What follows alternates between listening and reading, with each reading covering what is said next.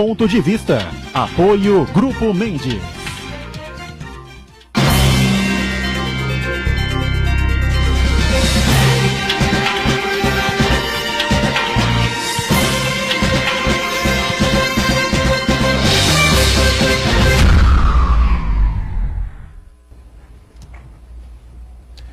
Olá, está começando aqui mais um Ponto de Vista, sempre neste horário da 1h30 da tarde, programa ao vivo aqui pela Santa Cecília TV, sempre o debate, a discussão aprofundada dos assuntos importantes aqui da cidade, da região, economia, saúde, meio ambiente, a educação, o transporte, segurança, enfim, os temas do nosso dia a dia e, claro, o espaço aberto diariamente aqui também para o debate dos temas, dos assuntos de interesse nacional, que, como a gente sempre diz aqui, são muitos, são complexos e são cada vez mais polêmicos, né? O presidente chegou a Dallas, por exemplo, para fazer ninguém sabe o quê, né? Já que ele ia para Nova York, foi impedido pelo prefeito da cidade, que também é um fanfarrão, né? Prefeito democrata da cidade de Nova York. Ele foi para Dallas para receber um prêmio como personalidade do ano. Também sabe-se lá por quê, que ele é a personalidade do ano em 2019. E chegou lá dizendo que os estudantes aí que estão pelas ruas do Brasil afora, fazendo manifestações contra o corte orçamentário na verba das universidades federais, são massa de manobra, são idiotas úteis. Se ele ficasse no massa de manobra, a gente até que, né? Mas por que chamar esse pessoal de idiotas úteis quando o governo faz um corte numa área das mais importantes, talvez a mais importante, né?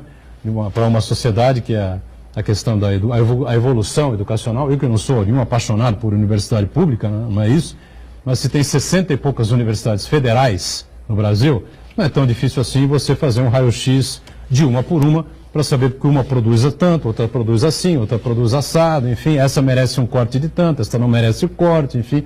Agora, você faz linear, evidentemente que vai gerar uma tremenda confusão, né? Esses e outros temas importantes para a gente discutir e debater aqui durante o programa, que mais uma vez conta com a presença sempre importante aqui da nossa Patrícia Goris, né? Ladies First, aqui no Ponto de Vista. Patrícia advogada, que mais uma vez colabora com a gente, prazer recebê-la, tudo bem? Tudo bem, prazer é meu. Realmente a gente vai discutir esses pontos que são importantíssimos para o nosso país, né? Educação liberta, né? E quando a gente tem um governo que justamente corta subsídios para a educação, a gente tem o povo preso, né? E ainda mais sendo chamado de idiota, né? Então, o idiota útil, né? Idiotas úteis. Pois é, temos muito o que debater hoje. Também com a gente pela primeira vez aqui no Ponto de Vista, também advogado, né? Doutor Marcelo Marcotti, professor universitário, e que vai participar com a gente, especialmente abordando aí esse último decreto do presidente Bolsonaro, que deixa todo mundo em dúvida, né, sobre a questão da posse, do porte de armas e para que isso serve, né, afinal das contas. Tudo bem? Prazer recebê-lo, Marcelo. Prazer, doutorão, agradeço. Boa tarde a todos os telespectadores, aos amigos da bancada, é um prazer. De fato, né, não precisamos de educação. Quando o governo se manifesta no sentido de que 3,5 chocolates representam 30% de 100 chocolates, a solução mesmo é armar a população. Essa é a solução. 3,5 chocolates representam 30% de 100 chocolates. Foi o que ele falou, né? O ministro Weintraub, é isso? Weintraub. Acho que ele vai, viu? Weintraub, não sei aonde ele vai entrar, o Abraham Weintraub, viu? Olha, hoje ele vai entrar, viu? Hoje ele vai entrar porque ele foi convocado para explicar ao plenário da Câmara dos Deputados esse corte aí nas verbas para as universidades federais brasileiras, né? O corte linear que eu considero absurdo, né? E eu não sei que explicação ele vai dar. Ele vai levar chocolates lá para todos os deputados que vão questioná-lo, né? A convocação foi uma goleada, mais uma goleada inacreditável sofrida pelo governo Bolsonaro no Congresso Nacional. Armando de Matos Júnior, também advogado da área criminal, mais uma vez participa aqui com a gente para esclarecer temas e assuntos importantes. Tudo bem? Tudo bem, doutorão. Muito obrigado pelo convite. Mais uma vez, um prazer enorme estar aqui com você, com essa sua bancada refinada hoje, todos advogados, né? O assunto será o mundo jurídico. Do seu lado, do Santana, e temos assuntos importantíssimos, dentre eles a liberdade do ex-presidente Michel Temer. Prazer estar aqui com você mais uma vez. Muito bem. E, verdade seja dita, né? O reconhecimento sempre é importante. O Armando, na semana passada, aliás, o Elias Jacó estava aqui também. Isso, professor Elias Jacó também. Defendeu também essa tese que no STJ iria cair aí essa prisão preventiva. É preventiva, né? Sim. Prisão preventiva. Totalmente desnecessária. É verdade, é verdade. Fora né, o pito, né, que o presidente da corte, o TRF2, né, deu ontem nos chamados os juízes, eu direi, justiceiros, podemos dizer assim, né? Os juízes justiceiros, ele diz que juiz não é polícia, juiz não sai atrás de bandido, né? O juiz não pode acompanhar o que diz as redes sociais, o que pede a sociedade. O juiz tem que se ater friamente, né, ao processo e aos autos e ao que diz a lei, né? Marcos Santana na ponta, sempre atento às redes sociais, às transmissões nossas aqui do Ponto de Vista e a sua participação sempre muito importante. Tudo bem aí, Santana? Tudo bem, boa tarde a todos. Edgar Butura, ontem nós recebemos aqui o consultor portuário Fabrício Pierre Domênico e falamos sobre a guerra comercial entre Estados Unidos e China e ressaltamos várias vezes que o Brasil precisava se posicionar em relação a isso. E você, Butura, defendeu que o Jair Bolsonaro deveria marcar uma viagem para a China para representar os interesses do Brasil. Já devia ter ido há muito tempo. Né? Pois é, e adivinha quem vai para a China amanhã? O Quem? vice-presidente General Mourão. Mas ele vai amanhã? Vai amanhã já para a China. Mas com o presidente fora? Vai amanhã para a China. Quem fica com o cargo? Aí no caso é o presidente do Congresso, né? Mas o presidente do Congresso está aí no Brasil, o Alcolumbre? Acho que está, né? Não está nos Estados Unidos, não. Está no Brasil. Não. Porque o Rodrigo Maia estava em Nova York, né? Ele está em Nova York. O Alcolumbre também? O Alcolumbre também. Então vai dar uma confusão daquelas, hein? Mais um. Toffoli. A não ser que volte um deles. O Toffoli será o presidente. Sim. Então, e o Mourão, ele vai fazer aquela missão que a gente ontem pontuou no programa, que um chefe de governo deve fazer, que é fazer a relação institucional entre os dois países, e vai levar também vários empresários brasileiros para fazer negócios com a China. É uma coisa muito estratégica para o Brasil e para o país. Eu quero cumprimentar você que nos acompanha ao vivo, convidar você a participar também do programa, mandando sua pergunta, crítica, sugestão, pelo Facebook. Ponto de Vista, com Edgar Buturão, ou por e-mail, contato@pontodevista.tv.br. O programa também pode ser acompanhado ao vivo pela internet, santaportal.com.br/tv. As edições inteiras do Ponto de Vista ficam disponíveis na internet também, no nosso canal no YouTube e na nossa página no Facebook. E você que se acompanha a reprise às 20 horas, uma boa noite. Muito bem, lembrando que a reprise é às 7h30 da noite, né? Nesse período em que a Santa Cecília TV transmite os Jogos da Unisanta, nesse período em que o programa ao vivo termina às 2h30 da tarde até às 7h30 da noite. Nunca de mais lembrar que coisas e mais coisas, coisas incríveis, né? Inacreditáveis acontecem na nossa pobre República Brasileira, ainda mais hoje que nós teremos uma audiência no Congresso Nacional, no plenário, né? Da Câmara dos Deputados, onde o Abraham Weintraub, o ministro da Educação, sabe Deus até que dia que ele vai ficar no cargo, né? Vai ter que explicar lá que 3,5% é 30%, enfim, não sei quantos chocolates ele vai levar lá para a Câmara dos Deputados. O pessoal vai gostar dos chocolates que ele vai... Eu acho que ele que vai levar um chocolate. Já para ele, porque a Patrícia é boa de chocolate, viu? Na questão futebolística, eu acho que ele que vai tomar um chocolate. Vai tomar um chocolate e um pedala Robinho que não vai ser mole, viu? Olha... Queria estar na pele dele, não. Queria dedicar a edição de hoje do Ponto de Vista a uma querida tia, Geni Trindade Ramajo, falecida ontem ao final da tarde aqui na Casa de Saúde de Santos, né, depois de um terrível, né, período adoentada, parkinsonia, enfim, uma situação muito grave, muito difícil, que ela foi muito valente, né, muito corajosa, enfrentou a doença até o final, né? Uma lutadora, uma guerreira, um grande beijo, que Deus a receba, já a recebeu nesse momento, e, claro, fica um abraço aqui ao Toninho, né, agora viúvo, Antônio Carlos e o Sérgio, os dois filhos, amigos de longa data, e, claro, a gente espera que estejam na paz e na tranquilidade. O velório ainda transcorre no Memorial Necrópole Ecumênica aqui de Santos, e cerimônia de cremação às 17 horas. Um grande beijo, ela que sempre foi nossa telespectadora, né, e minha ouvinte a vida inteira. Um beijo grande para ela, que ela esteja em paz neste momento. Mas quem não anda em paz é o Brasil, né? A situação é cada vez mais confusa, cada vez mais difícil, né, Patrícia? E vamos abrir, hoje é dia dessa paralisação, dessas manifestações pelo Brasil inteiro, aí dos estudantes, dos professores, enfim, e muita gente das redes privadas também, né, colaborando e dando apoio aí aos estudantes e professores das escolas, universidades federais. E aí o presidente vem com uma dessa, né? Idiotas úteis, foi isso, né, que eu disse? É um pouco demais para a cabeça, né? Tratar os estudantes, que nada mais é do que o futuro do nosso país, né? E a gente sempre fica naquela esperança, o Brasil é o país do futuro que nunca chega, né? Nunca chega, né? Esse futuro. É lamentável, né? A postura do presidente com relação aos estudantes. Mas o que eu já comecei a ver pela internet, o movimento está ganhando força, né? Só que, mais uma vez, algo me preocupa. A luta, ela é correta, né? Mas começa a ter o partidarismo. E aí é que estraga a situação. Isso complica, né? Esse fla-flu do nosso país, ele precisa acabar, para justamente a gente conseguir ir para frente, né? O problema é que existe um desgoverno no atual governo, né? O próprio presidente não se entende com seus ministros, que desmentem o próprio presidente, aí tem filho tuitando, enfim. Todo mundo fala, mas é só o início, né? Foi pouco tempo, mas assim, já passou da hora, né? Já passou da hora de ter tanta confusão, tanto desmando.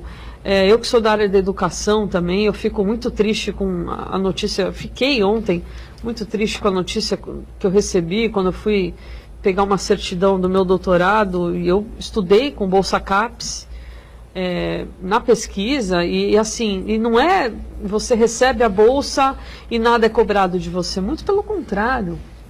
E você faz relatórios pro MEC, semestrais, intensos, com prova de tudo, ou seja, a qualquer momento você pode ter a sua bolsa cortada. Então é algo sério, né? A pesquisa no país tinha sim uma fiscalização. Então parece que, olha, então todo mundo que está pesquisando nesse país corta a bolsa, que é tudo vagabundo. Não é. Isso eu posso dizer que eu vivenciei isso, é bastante intenso, fluxo de trabalho que a gente tem que apresentar, e muito triste quando eu, na secretaria da universidade onde eu fiz, a secretária falou, olha, todas as bolsas CAPES foram cortadas, né? Então, quantos pesquisadores desse país, né, deixaram de fazer pesquisa? Quantas pessoas não estão saindo do país, né, o que a gente chama de fuga de cérebros, né, para outros países para justamente fazer pesquisa? Porque isso é algo que é impactante, né? Quando a gente acha que aquele estado não faz a pesquisa. Claro que faz, né? Às vezes e muitas vezes é preconceito nosso. Ainda ontem foi noticiado na Folha de São Paulo um jornal de Oxford que está lançando uma pesquisa de pesquisas inacabadas de refugiados. Ou seja, você olha para o refugiado, você sempre acha que refugiado está fugindo porque aprontou. Não, ele está fugindo por uma condição terrível, né, de perseguição. E muitos ali são cientistas, quer dizer, quanto que o país de origem também não perdeu com essa fuga de cérebro. Da mesma forma o país, né, quando há esse tipo de corte, há esse tipo de desmando, há esse preconceito que acha que todas as universidades... Porque ele colocou algo na cabeça, ele tem duas coisas na cabeça, né, o Bolsonaro. Essa perseguição, Tem duas coisas. Eu acho, né? Pode ter mais uma terceira, mas ele tem uma perseguição implacável com relação à esquerda, né? Então ele tenta de todas as formas minar, e ele acha que as universidades estão lotadas de pessoas da esquerda, e o que é uma mentira, tem de tudo, né?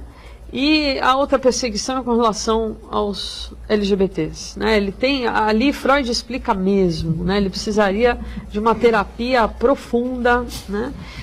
Mas enquanto isso, nosso país fica nesse desmando, ministro desmentindo o presidente, como eu já falei, enfim, lamentável.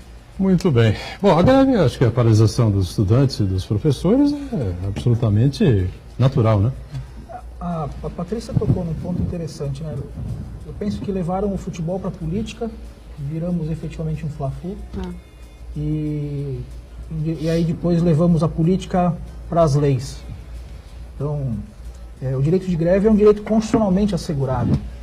Então, independente de partido político, independente de direita ou de esquerda, é preciso garantir os direitos constitucionais. E o direito de greve é um direito constitucional, né? As pessoas, elas precisam exercer esse direito de forma livre.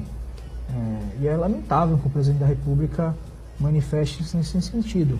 Certamente, se a paralisação fosse favorável a qualquer política do governo dele, eu duvido que ele teria dito o que infelizmente ele disse, né? É por aí, né, Armando? Fazer o quê, né? Mais uma. Mais uma por aí, mas quem paga a conta são as pontas. Nós observamos que a economia está indo de mal a pior. O próprio ministro da Economia falou que nós estamos no fundo do poço. Falou uma verdade, né? Não mentiu, não omitiu, mas isso interrompe uma série de outras coisas na construção civil, na aquisição de bens. Então, aquela pessoa que ainda detém um pouco de dinheiro, pretende fazer um investimento para curto, médio e longo prazo, a pessoa fica com medo. Porque, de fato, o país não entrou nos trilhos ainda, isso é sentido em todos os setores, na educação, na construção, no dia a dia. Quantas pessoas demitidas, quantas pessoas sem empregos, quantas pessoas desalentadas. Isso aumenta a criminalidade, porque o sujeito com desespero, com fome, o filho passando fome, ele acaba não indo para o crime, o roubo, não propriamente disso, mas fazendo coisas erradas, né? E algo que na sua total sobriedade, ali sobre o manto da tranquilidade, ele não faria. Então, o crime em países que vão de mal a pior, e o nosso país está indo de mal a pior, ele aumenta de forma pujante. Então, nós precisamos repensar a nossa economia, o dólar aí batendo em R$ reais. Passou já um pouquinho? Passou, isso atrapalha turismo, porque o camarada que vai viajar já repensa e fala, não vou mais. Então isso atrapalha uma cadeia, atrapalha a importação, exportação, aquele que trabalha no campo, que tem os seus commodities e tal, atrapalha a vida de todo mundo. O país não entrou nos eixos. E o presidente vem e solta mais uma pérola dessa, né? Eu não sei se é o Olavo de Carvalho que pede para ele falar, eu não sei exatamente o que acontece. Ou são os filhos que mandam um bilhete para ele no WhatsApp, eu não sei o que acontece. Mas ele tem uma língua e os dedos, né? Não para de escrever, não para de falar. Isso atrapalha muito o nosso país. Pois não, Santana. Edgar, o Armando lembrou a frase do Paulo Guedes de ontem, né? De que o Brasil chegou no fundo do poço, mas na verdade ele foi até generoso, porque no Brasil o fundo do poço tem alçapão. Porque esse atual governo, o governo de Dilma Rousseff já foi péssimo, né? Foi trágico as consequências que o Brasil vive hoje, sofremos os efeitos até hoje. Uma série de problemas na economia, né?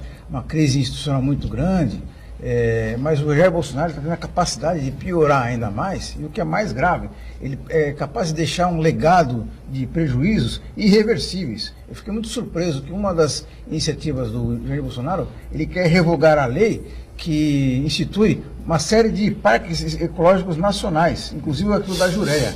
Imagina então que você libera geral para a construção civil, para a mineração, para a exploração desenfreada.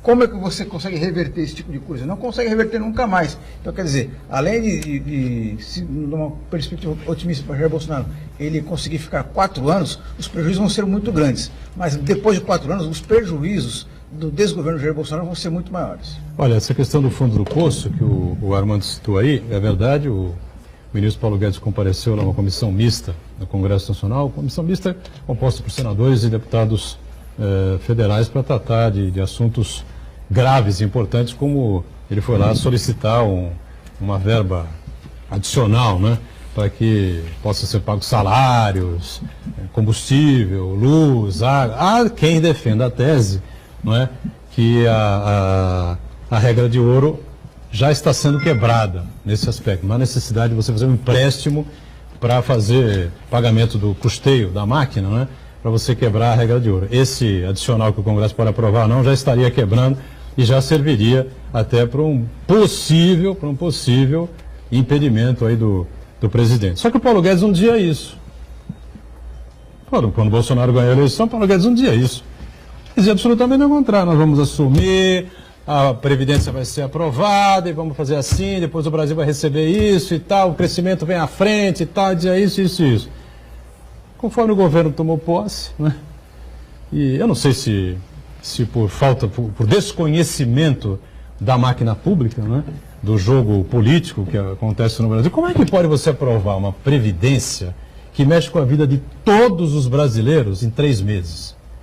Não é possível, você tem que fazer um debate amplo com o país. E sendo polêmica, tirar do um jeito ano que para é. isso. Para resolver a situação do país. O ex-governador Geraldo Alckmin, numa entrevista a Renata Lopretti, na Rede Globo, ele criou uma imagem que é absolutamente verdadeira. Ele disse que o brasileiro tinha que tomar muito cuidado com essa coisa do voto, né? É um período de campanha eleitoral ainda. Porque o presidente, quem ganhar a presidência da República, é subir a rampa do Planalto debaixo de uma tempestade com um latão d'água na cabeça. Tão grave era que o Brasil está na UTI. Né? Na UTI, respira por aparelhos. E, infelizmente, escolheram o médico errado. Doutorão, rapidinho, só para o momento da Previdência é esse, porque o ano que vem nós temos eleições. E os candidatos, os pseudos-candidatos, não vão pôr a cara para falar de Previdência. Então, ou faz agora ou não faz mais. Não, concordo, mas você achar que você vai aprovar a Previdência, uma reforma de Previdência pública no Brasil, de em 3 meses, que em abril e maio estaria com a Previdência aprovada, isso é um absurdo, concorda? Sim. Não, e é mais urgente ainda que essa Previdência seja votada, porque o que parece é que enquanto a Previdência não é votada, o país não anda. É a bala de prata do Então Paulo se Guedes. resolva, né? Porque já estamos em 6 meses de governo e o país não anda, simplesmente. O intervalo mais... Aliás, não, o primeiro, né? Primeiro intervalo de hoje. Voltamos já.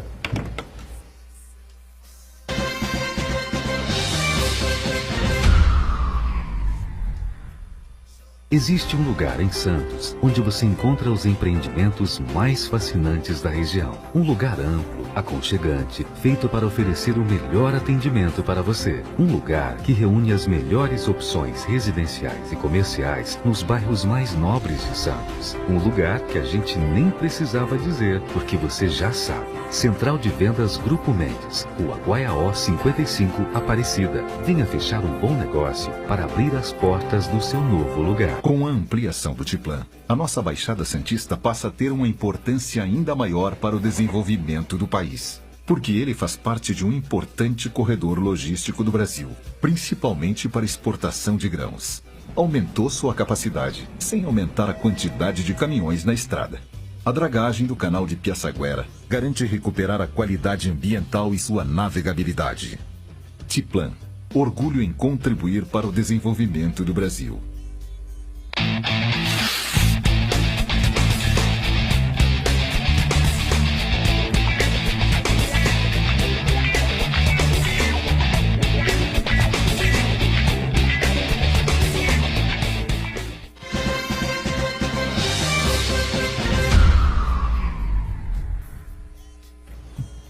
Muito bem, de volta à sequência aqui do nosso ponto de vista, com a Patrícia Gores participando conosco, um trio de advogados aqui na bancada, ao lado aqui do Marcelo Marcotti e do nosso Armando de Matos, está lá na ponta, a gente conversando aí sobre temas e assuntos importantes.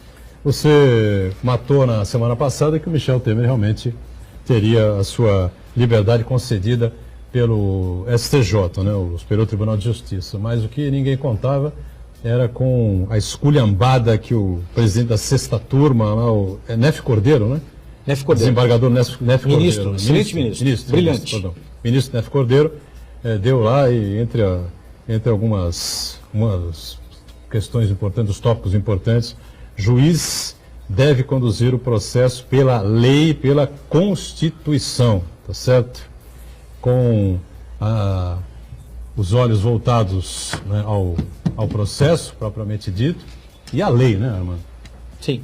Não foi adivinhação, não, semana passada. Se não me engano, foi na quarta-feira. Tive a oportunidade de participar desse programa na quarta-feira.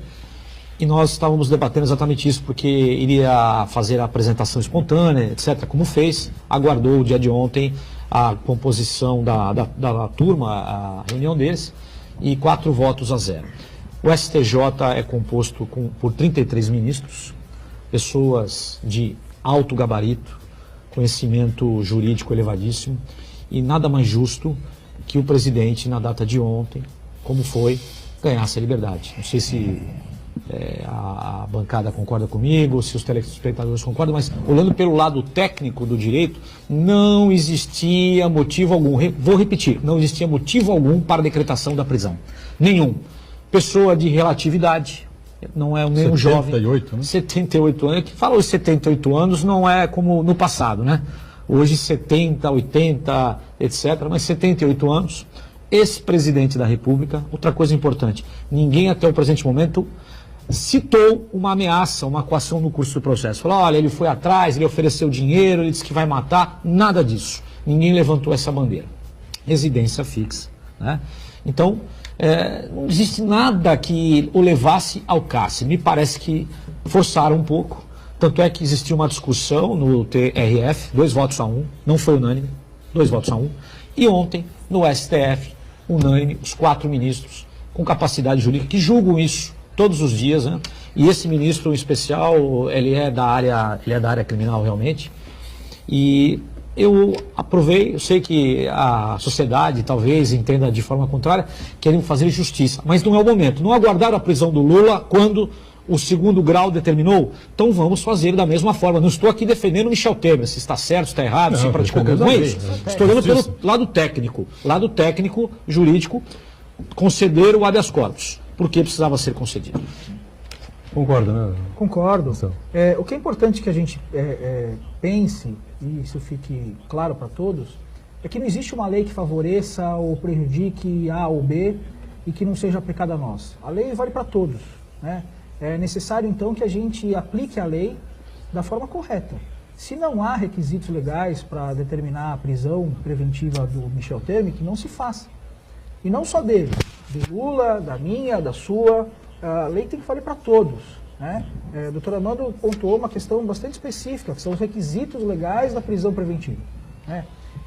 E o pito que o ministro do STJ passou nos juízes de instâncias inferiores é justamente nesse sentido. O juiz ele não pode decidir com base na opinião popular. Isso foi pro Bretas? Manifestação popular. Eu acredito que não só para ele, né, Diana? Acredito que não não só para ele. Ministro da Justiça ele não citou o nome, mas está longe de ser uma indireta, é um direto no queixo. Ao Moro? Eu acredito que sim. E é preciso a gente ter a cautela em relação a isso, né? Quem tem que ouvir a voz do povo é o Poder Legislativo. Ponto. O Poder Judiciário tem que decidir com base nas leis. E aí o doutor Armando foi pontual e correto mais uma vez. Não há como sustentar a prisão. Então, correta a decisão do STJ, não por acaso, 4-0. Marcote, se você me permitir, na semana passada falamos isso exatamente também. Se nós pedíssemos ao povo, se o povo toparia a execução das pessoas, a pena de morte, eu tenho certeza que a grande maioria concordaria na pena de morte. Mas o Poder Judiciário não pode aplicar a pena de morte, exceto em caso de guerra declarada, consta lá na nossa Carta Política de 88. Existe pena de morte, sim, em caso de guerra declarada, quando o militar ele pratica algum ato com previsão do Código Penal Militar, durante a guerra poderá ser executado. Tá? Afora isso, nós não concebemos a pena de morte. Mas se nós perguntássemos ao povo, à massa, se o povo entendesse, assim, olha, vamos matar todo mundo, vamos liquidar as penitenciárias. Nós não podemos dar essa fala ao povo. Por isso que existem 513 deputados federais. Até porque historicamente não deu muito certo deixar para o povo, né? Sim. O povo escolheu Barrabás. Começando por Jesus Cristo, exatamente. Né? O povo escolheu Barrabás, né? Desde a última decisão, da penúltima decisão, na verdade, era muito vaga, né? Eu não sei se vocês chegaram a ler, era muito vago, né? Os argumentos, e olha que eu não sou penalista, né? Eu sou da área civil, de família, mas eu tive a curiosidade de buscar a decisão. E ali, naquela leitura que eu fiz, era tudo achismo.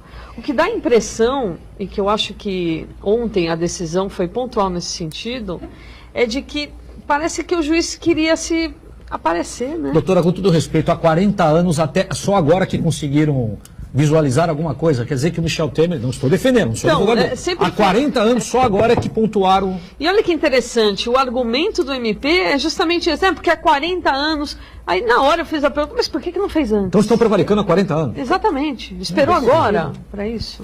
Né? E não há, e é importante que se diga, né? Por mais que eu ache que deva ter alguma coisa onde há fumaça a fogo, mas enfim, tem que ver até o final do processo. Não há provas de que ele efetivamente tentou dificultar, por exemplo, obstar testemunhas. Mas, de uma forma genérica, a decisão fala isso. Não, porque ele tentou, mas onde que está isso? É aquela história de jogar para a torcida, né? E o dinheiro que ele teria feito depósito em banco, né? Entrando 20 milhões. Quem entra em 20 milhões numa agência bancária, é impossível você não ser detectado, não ser filmado, volume de dinheiro. Então, são coisas que são... Parece aquela história, vamos contar mentiras para que elas virem verdades. E é metade do número de malas do Gedel. Sim. Metade. Metade. Ou seja, é muita coisa. Mas é metade ou é 30%? É 30%, é 3,5%. Eu acho que é 3,5%, porque eu sou ótima de matemática. Fala, Santana. Vou registrar aqui a audiência de Miriam Gil, do bairro da Aparecida, Sorane Ferreira, do Guarujá, e o Uriel Vilas Boas acompanha a gente, ele manda uma mensagem aqui. Ele diz o seguinte: o movimento estudantil e o professorado de vários níveis protestam hoje em todo o Brasil contra a redução das verbas para a educação. E aí já muda de assunto aqui. Ele pergunta se não cabe cobrarmos uma ação das várias subseções e direção nacional da OAB contra a reforma da Previdência. Não necessariamente contra a reforma da Previdência, mas contra a imposição do governo que nitidamente visa o sistema financeiro com o seu projeto que deforma a Previdência. Bom, sei lá, a gente traz aqui vários advogados da área previdenciária, todos eles são contra essa reforma que aí está, não é? Aí se você traz gente ligada à área econômica, enfim, não é? Que não só propriamente dito mercado financeiro, mas área econômica, especialistas na área, nessa área financeira, enfim, são a favor da reforma da Previdência. Agora, eu digo, a reforma da Previdência ela tem que ser debatida, discutida com profundidade ao longo de um ano. Está mexendo com a vida de todo mundo. O cara não sabe mais o que vai fazer. Se ele abre um plano privado, se ele continua fazendo, né, a sua mensalmente colocando lá o seu depósito na Previdência, pagando a Previdência, enfim. Daqui a pouco o cara fica todo mundo mais perdido que segue em tiroteio, entendeu? É uma coisa realmente desesperadora, que precisa realmente de um debate profundo e, lamentavelmente, o ministro Paulo Guedes acho que estava muito mal informado do que poderia acontecer com essa proposta, né? Jamais isso ia ser aprovado assim, ó, toque de caixa no Congresso Nacional. Nem que tivesse o toma lá da cá, eu acho que isso não seria aprovado com tanta facilidade. Voltando à educação, como disse a doutora, a trincheira é importantíssima. Se nós não pensarmos na educação hoje, daqui 20 anos, nós teremos problemas muito maiores. Nós não pensamos na educação lá atrás. Estamos pagando a conta. E falamos em educação, são todos os problemas periféricos, dentre eles a segurança pública, inclusive a saúde, né? As pessoas não têm conhecimento intelectual e jogam sujeira na rua, não tem rede de esgoto. Isso gera um custo altíssimo para o país. Isso é oriundo da educação.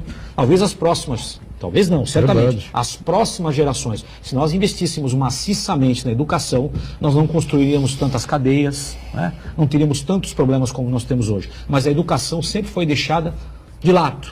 Isso não importa. Não importa aquilo que traz voto. Porque a educação, ela forma um sujeito crítico. Sim, eles não querem crítica. Eles não querem, eles querem uma massa de manobra mesmo, né? Geral. O ministro, quando anunciou...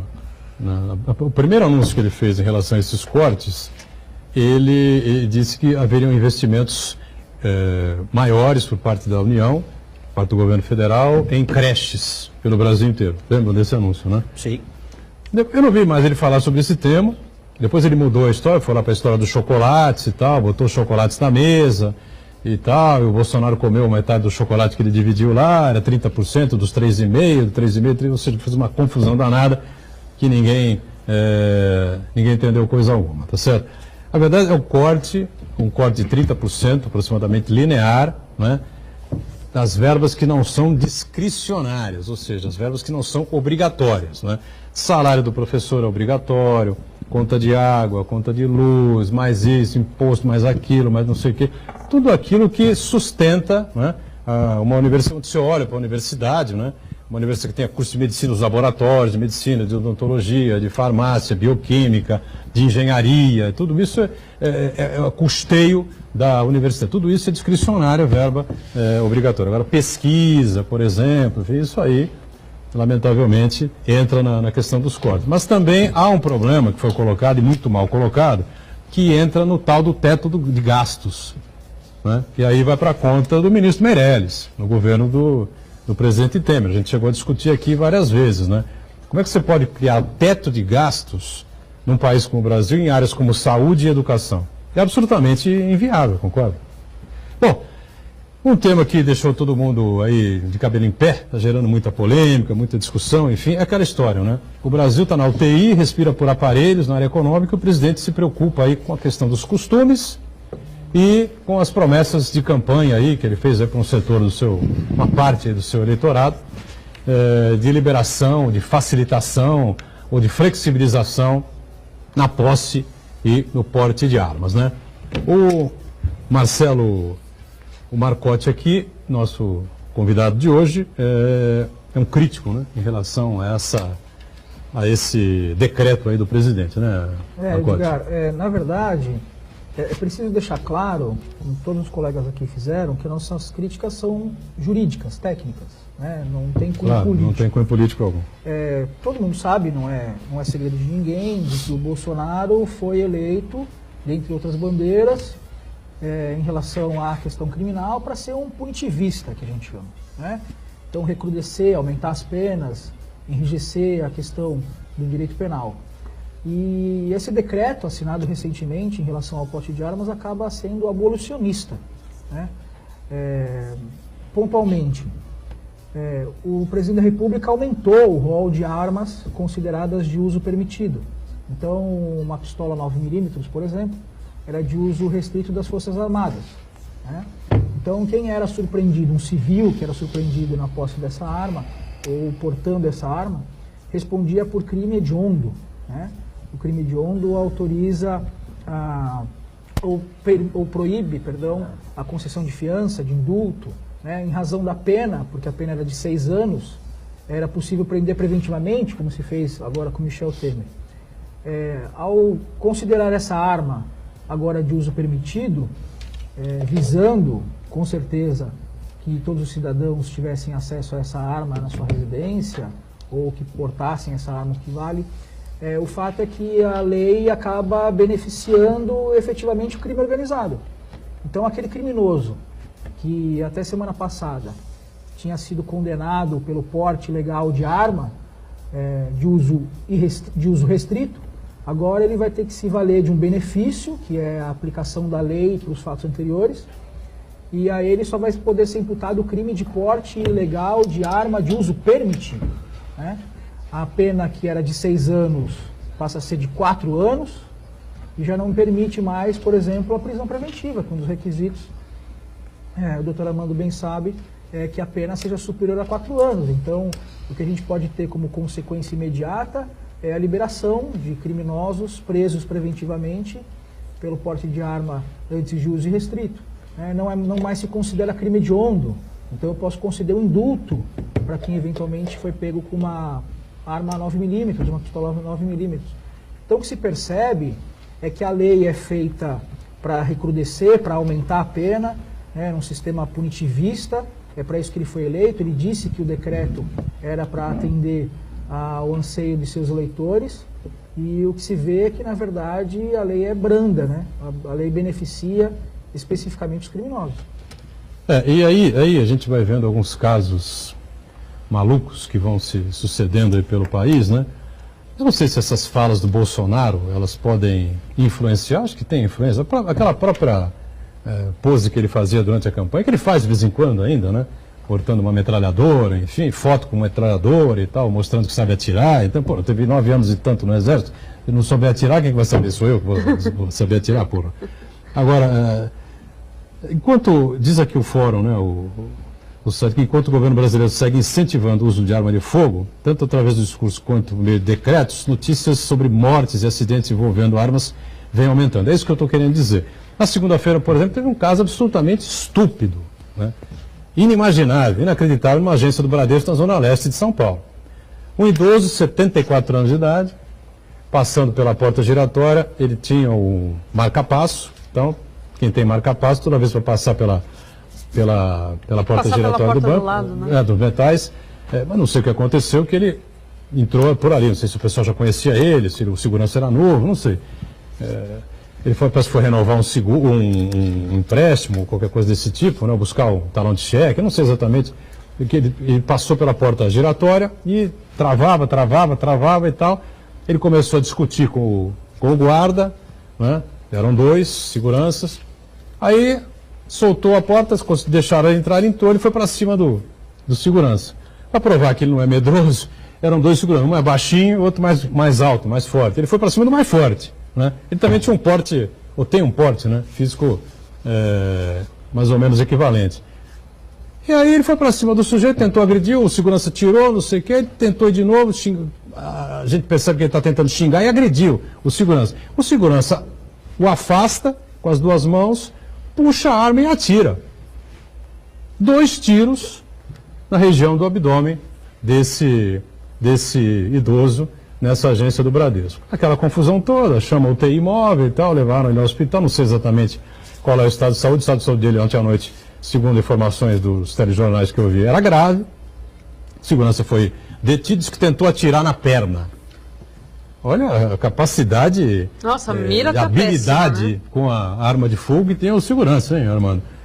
Tá ali a 1 metro do cidadão, queria atirar na perna, atirou na região abdominal, né, desse senhor, né? Agora, será possível que não passou pela cabeça do segurança segurar o homem, né? Depois chamar o outro segurança, falar, ajuda aqui a segurar e tal, ele quer me agredir e tal, o senhor não vai me agredir, qualquer coisa. Puxou a arma e atirou no idoso. Mas é o despreparo, né? Isso é claro. Ou é, além do despreparo, essa coisa assim que fica no ar, esse ambiente agressivo aí que é transmitido, enfim. Não tenha dúvida. Será que não? Tem um filme que ele fala do tiros em Columbine, que mostra justamente por que o Canadá, que é do lado dos Estados Unidos, é tão diferente dos Estados Unidos, né? Então, começa-se então a mostrar a TV do Canadá mostrando só coisa bacana, só notícia boa, né? E mostrando, em comparação à TV americana, só tiro, bomba, enfim, violência, né? E aí é óbvio que a pessoa que cresce nesse ambiente, né, de hostilidade, a pessoa que ganha mal, que vamos lá, a gente também precisa ter essa consciência. Esse profissional, ele além do despreparo emocional, porque na hora ele já, mirei na perna, acertei na barriga, tá mal de mira, né, antes de mais nada. Ele tem esse despreparo emocional, ele ganha mal, né, e tem um presidente que a gente segue exemplos, né, no nosso Brasil, infelizmente, a gente não tem grandes líderes, né, e muitos chamavam esse presidente de mito, né? Provavelmente, não sei, talvez ele tenha chamado também de mito, né? É um exemplo que seguia. A gente faz isso, a gente copia exemplos, né? Então a pessoa já ganha mal, está despreparada, está cheia de problemas por conta da questão do país, está com uma arma na mão, é a síndrome do pequeno poder. Não precisa ir muito longe, ele saca a arma. Quantas vezes, né, a gente vê despreparo não só desses guardas, né, de banco, que são profissionais, e que passam sim por um treinamento, né, mas também de policiais, né? Imagina qualquer briga o cara já vai. Quem não é profissional dessa área. Deixa eu só fazer um break, a gente volta, estouramos o bloco aqui, a gente volta rapidinho em cima desse tema e do decreto aí do presidente Jair Bolsonaro. Já.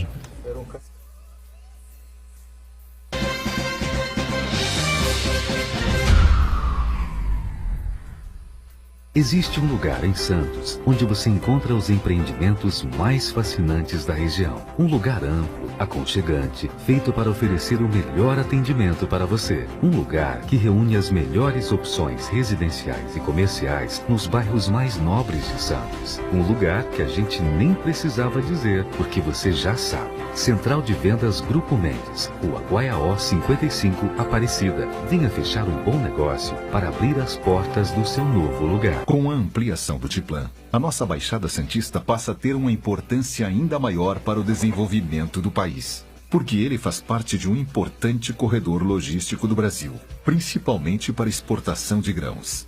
aumentou sua capacidade, sem aumentar a quantidade de caminhões na estrada. A dragagem do canal de Piaçaguera garante recuperar a qualidade ambiental e sua navegabilidade. Tiplan, orgulho em contribuir para o desenvolvimento do Brasil. Um dia, todos os jovens de uma cidade acordam com misteriosa doença. Perderam a capacidade de imaginar e de criar. Quer ajudá-los a sobreviver?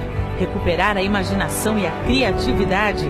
Viaje com eles no tempo, por universos paralelos, entre a realidade e a ficção. No novo livro de Lúcia Teixeira, Caminho para Ver Estrelas. Lançamento em São Paulo, 28 de maio, na livraria Martins Fontes Paulista.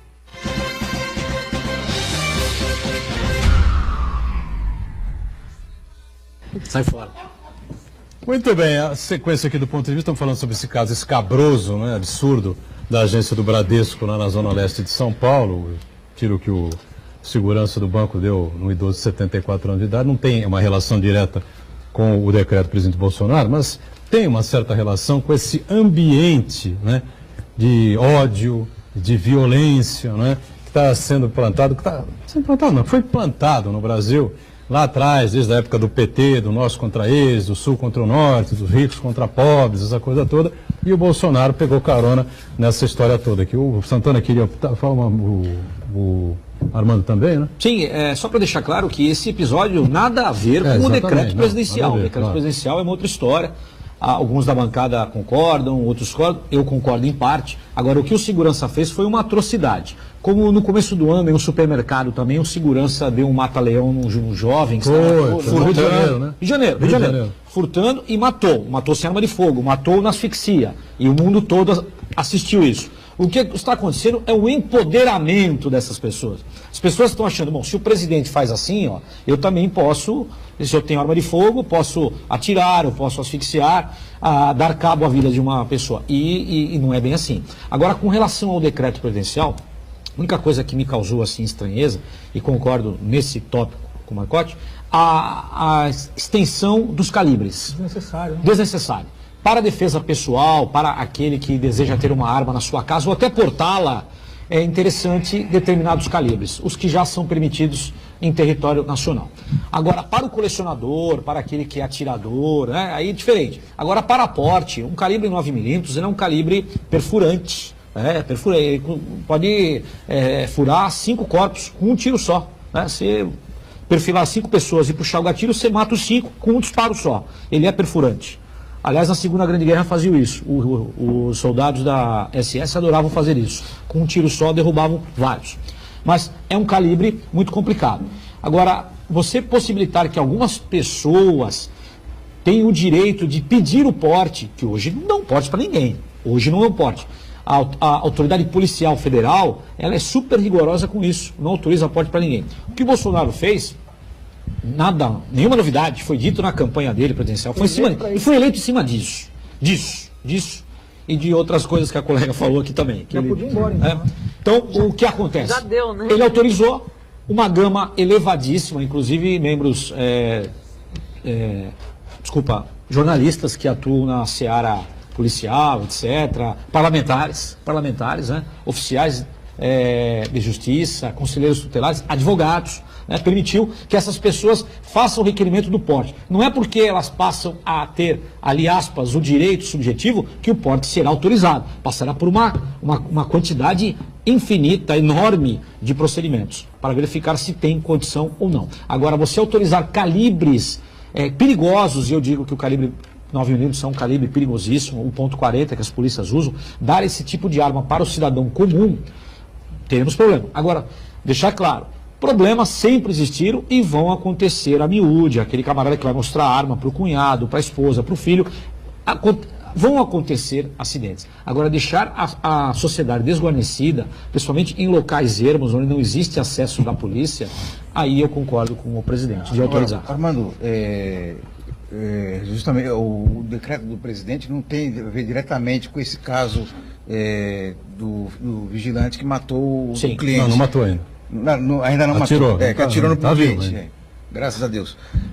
Mas eu acho que a gente pode fazer uma relação no seguinte sentido. Se você imaginar que um profissional que foi treinado, capacitado, tenha porte legal para utilizar uma arma, imagina então aquele cunhado ciumento que vai tirar satisfação, uma briga de trânsito, uma briga entre vizinhos, pessoa levada pela violenta emoção, como diz lá o juiz Sérgio Moro, o que ele não é capaz de fazer, né? A pessoa que não teve a qualificação, não tem o preparo emocional, nem o preparo técnico para utilizar uma arma. Quer dizer, vários especialistas de segurança pública que a gente recebe aqui no programa, eles estão unânimes a afirmar, quanto mais armas junto à população, maior o risco de acontecer problemas dessa natureza. Então, é uma questão muito polêmica, mas ainda assim é possível a gente concluir que a população brasileira, nesse momento, não está preparada para ter esse tipo de autorização. Mas o mote, Santana, pelo que eu entendo, é que o presidente, na mente dele, ele entendeu, e está certo em parte, que a população está desarmada. Então, qualquer um de nós hoje na rua somos alvos tranquilos, fáceis, porque o ladrão tem certeza, 100%, exceto quando o anjo da guarda dele dorme, ele vai assaltar um policial, alguém que tem arma, e acaba se dando mal. Mas, via de regra, o cidadão comum, como todos nós aqui, não temos arma de fogo. Então, o bandido ele tem certeza que essa pessoa não está armada. Portanto, o decreto presidencial é para aumentar esse leque de pessoas que poderão requerer o porte, mas deixando claro, não é porque ela está naquele elenco, naquele rol de profissionais, que ela poderá ingressar numa casa que vende armas de fogo e sair de lá portando. Passará por uma bateria de exames, a sua capacidade, vamos verificar se tem antecedentes criminais, se não tem, se responde processo, etc, etc, etc, e vai passar por um profissional para dizer se ele tem capacidade ou não, inclusive de manuseio de arma. Mas isso é 100%? Não é 100%. Tanto é que, às vezes, profissionais da área de segurança pública, capacitados e antigos, acabam fazendo bobagem. Arma de fogo é para aquele que tem a plena capacidade de juízo para usá-la. E é constitucional, inconstitucional. O presidente alegou no dia em que assinou esse decreto que foi ao limite da lei, né? Mas parece que você pensa diferente também. Na verdade, Edgar, eu não quero entrar na questão de ser favorável ou não à posse ou à porte de arma. Eu fico bem à vontade de criticar o decreto nesse ponto, porque eu sou favorável ao fato das pessoas terem arma em casa, né? Ao mesmo tempo que a minha crítica, e aí eu repito, é específica na questão da consequência penal do decreto, né? E aí também entra a questão da constitucionalidade. O decreto original tem 30 artigos, a lei original, né, a chamada Lei de Desarmamento, tem 30 artigos, o decreto que o regulamenta tem 60. É óbvio, a mim parece, que o presidente legislou. Então a questão é técnica para mim, né? Como o doutor Armando colocou, o fato de abrir o rol de armas permitidas, isso facilitou e beneficiou o crime organizado. É isso que precisa ser dito. Centenas de pessoas serão colocadas em liberdades, outras serão indultadas, não há mais crimes hediondos para o crime organizado. E quem pratica crime organizado não roubava, não explodia banco com um calibre antes autorizado. Então a minha questão é técnica, exclusivamente técnica, né? Eu não sou favorável, não entro nessa discussão de favorável ou contrário ao porte de arma, e repito, fico à vontade para criticar, porque sou favorável à posse de arma em casa. A questão da constitucionalidade, eu me afilio ao Ministério Público, que se manifestou acerca da inconstitucionalidade, porque a questão, de novo, é técnica. Não me parece que o presidente da República tenha legitimidade, por decreto, de alterar uma lei de natureza federal. Então essa é a questão, né? Tivesse ele efetivamente regulamentado, ok, mas a mim parece que ele extrapolou o limite da legalidade, e a gente tem que tomar muito cuidado de deixar na mão de ministros do Supremo a alteração da Constituição, na mão do presidente da República a alteração de leis, porque há um poder eleito para isso, que é o poder legislativo. É necessário respeitar as esferas de poderes e a divisão de cada um dos poderes, porque se houver essa ingerência, nós estaremos na mão de um presidente da República alterando leis e de 6 ministros do Supremo, porque basta a maioria do Supremo para fazê-lo. E aí, para que então precisamos de poder legislativo? O Congresso ainda pode interferir nesse decreto, cancelar o decreto? Há uma discussão jurídica se pode se ingressar com uma ação de inconstitucionalidade, ou por ser um decreto, se deveria ser por mandado de segurança. O fato é que produziu seus efeitos já, né? E se não estiver enganado, o próprio presidente da República já disse que se for declarado inconstitucional, então ele tem que ser deixado de lado. Essa discussão tem que ser feita antes, não posterior. Depois que se publicou a lei, em matéria penal, não tem como simplesmente declarar sua inconstitucionalidade, suspender os seus efeitos. Isso vai beneficiar uma infinidade de pessoas e aí é a minha crítica. Eu voto pela inconstitucionalidade, estou com o Ministério Público. Você já Vai beneficiar? Você usa arma de fogo nas suas viagens? Não. E Não uso, mas vai eu... desafora? Não uso, mas eu concordo. Vai de trailer, né? De trailer, trailer, é. tal, com a família. Mas eu tenho amigos que têm, e tenho usam posse, sim. Tem sim. porte, tudo, né? Sim. Mas eu concordo também, que eu acho que o bandido ele tem a certeza de que nós não estamos armados, né? Isso garante a ele uma liberdade e uma audácia absurda, né? Então eu acho que, sim, para algumas pessoas que passem, obviamente, pelo crivo, por todos os testes, né? Psicológicos, psicotécnicos, psiquiátricos, né? Todos os psicográficos, né? Mas é importante passar, obviamente, por isso, né? Mas, ao mesmo tempo, eu também concordo com o Marcotti que jamais, pelo menos do pouco que sei de direito penal, né, jamais o presidente da República poderia legislar nesse sentido, né? Tem que passar pelo Congresso Nacional com uma ampla discussão, né, até com relação à questão do calibre. Eu não sabia, né, dessa questão de 9 milímetros, dessa potencialidade, ou seja, imagine só isso na mão de pessoas intolerantes, que é o que está hoje na nossa sociedade, né? Nossa sociedade está doente, né? Pessoas intolerantes que acham que tendo arma podem fazer o que querem, né? Certeza da impunidade ou demora na justiça que acaba beneficiando essas pessoas. Então, assim, é algo que é bastante impactante e preocupante. Quem deve estar em pânico são as blindadoras de carro, porque a eficácia da blindagem precisará ser repensada. Porque se essas armas entrarem no mercado e as pessoas tiverem acesso, o cidadão passar a ter acesso a uma pistola 9mm, a uma .40, a blindagem atual desses automóveis que nós conhecemos aí na rua vão cair por terra.